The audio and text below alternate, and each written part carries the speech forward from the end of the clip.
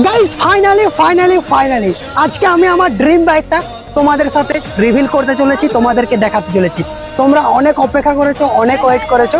আমি আগের ভিডিওটাতে বলেছিলাম যে আমার স্বপ্নের বাইকটা তোমাদের সাথে শেয়ার করব।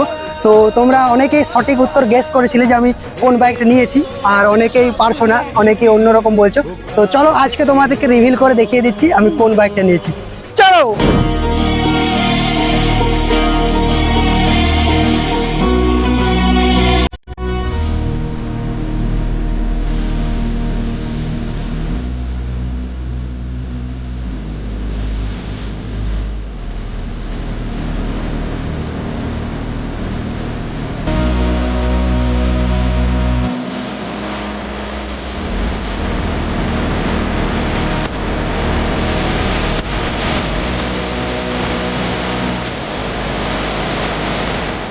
ফাইনালি গাইস রিভিল করে দিলাম।